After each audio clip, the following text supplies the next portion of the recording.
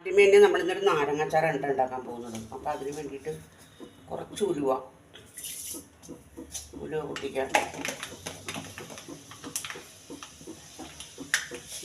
കുറച്ച് കടുക് പൊട്ടിക്കാം, ഉലുവ കടുക്,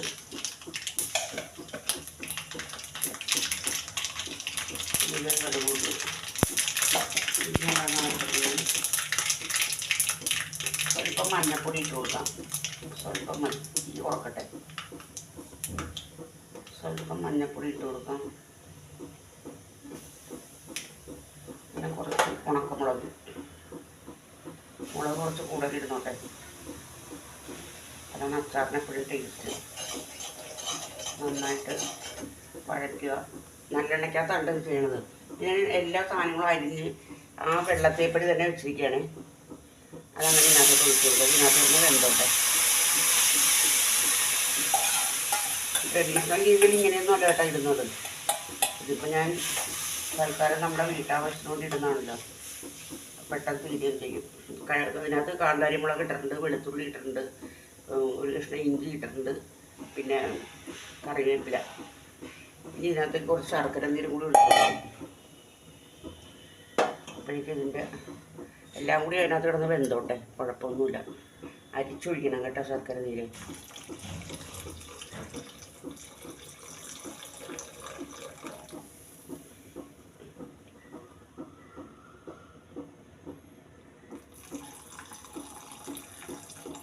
ശർക്കര നീര് ഒഴിച്ച് ഇനി അതെല്ലാം കൂടി അവിടെ കിടന്ന് ഒന്ന് വെന്ത് വരട്ടെ.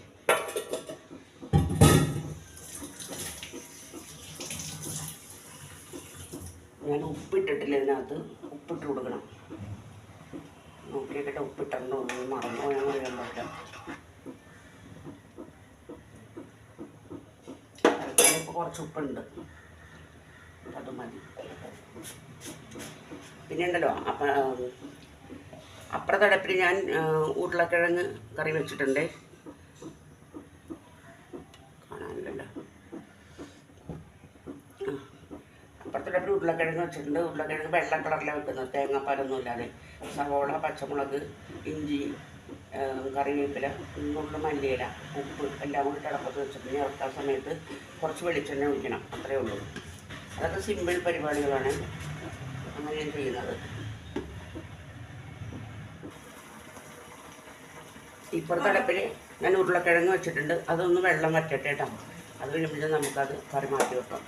പിന്നെ ഞാൻ രാവിലെയാണ് ആട്ടുന്നത്, അപ്പോൾ അത് ഞാൻ കാണിച്ചു തരാം. കാണിച്ചു തരാം കേട്ടോ.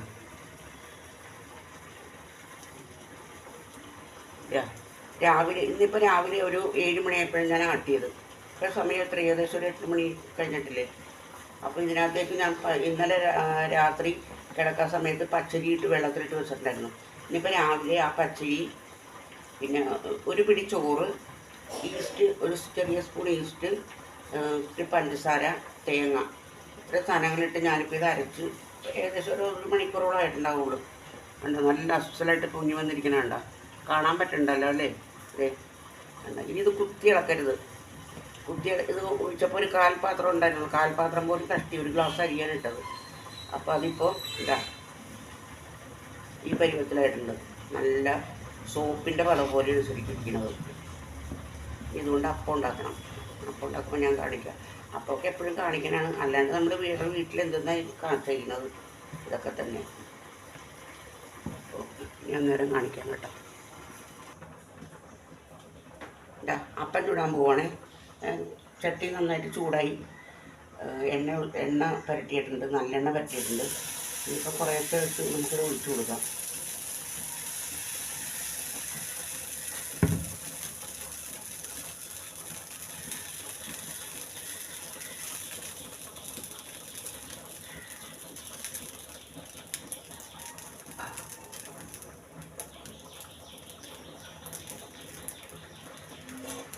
തീ കുറച്ച് വേണം കേട്ടോ വെക്കാനായിട്ട്.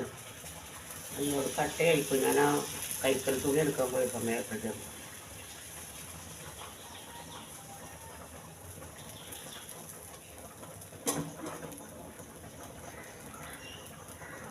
മൂടി വെക്കണേ.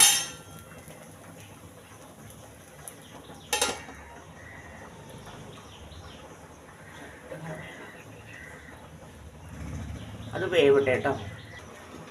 അപ്പം നമ്മൾ എടുക്കുവാണേ. വേണ്ട, അരിയെല്ലാം നല്ല മൊരിഞ്ഞ് കണ്ടോ, അരിയെല്ലാം നല്ല മൊരിഞ്ഞ് നടുവൊക്കെ നല്ല സൂപ്പറായിട്ടിരിക്കുന്ന അപ്പമാണ്. ഒരെണ്ണം കൂടി ഉണ്ടാക്കി കാണിക്കാം കേട്ടോ. ഈ ചട്ടിക്ക് ഇത് മറ്റേ കാസ്റ്റേൻ്റെ ചട്ടിയാണ്, ഭയങ്കര കനവാണ്. താനും എണ്ണ പുരട്ടി കൊടുക്കണം എപ്പോഴും. പക്ഷെ നമ്മളിത് വാങ്ങിച്ചിട്ട് വരുമ്പോൾ തന്നെ നമ്മളൊന്നും ചെയ്യേണ്ട, വെറുതെ ഇന്ന് ചകിരിയിലൊന്നും തേച്ച് പിടിക്കാൻ മാത്രം മതി. എട്ടണ 1200 രൂപയെന്ന് തോന്നുന്നുണ്ട് വില. കാസ്റ്റേൻ്റെയാണ്, ഭയങ്കര വെയിറ്റ് എന്ന് പറഞ്ഞാൽ ഭയങ്കര വെയിറ്റാണ് കേട്ടോ ഇതിന്.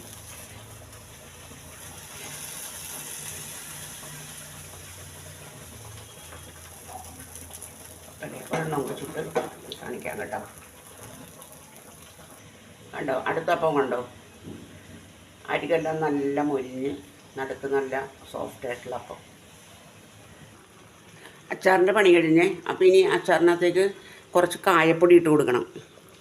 ഇറക്കാൻ സമയത്ത് കുറച്ച് കായപ്പൊടി. എൻ്റെ അകത്തുകൂടി പോനുമില്ല ഗുണ്ടം. മതി, കുറച്ച് കായപ്പൊടി. ഉലുവ നമ്മൾ ആദ്യം താളിച്ചതാണ്, എന്നാലും കുറച്ച് ഉലുവപ്പൊടിയും കൂടി ഇട്ട് കൊടുക്കുക. അപ്പോഴേ ആ മണമൊക്കെ വരുള്ളൂ. കുറച്ച് മതി കേട്ടോ, കുറച്ച് മതി ഉലുവപ്പൊടി. കണ്ടോ, ഇത്ര ഉലുവപ്പൊടി ഇതും ഇട്ട് കൊടുക്കുക. നന്നായിട്ട് ഇളക്കുക. നന്നായിട്ട് ഇളക്കി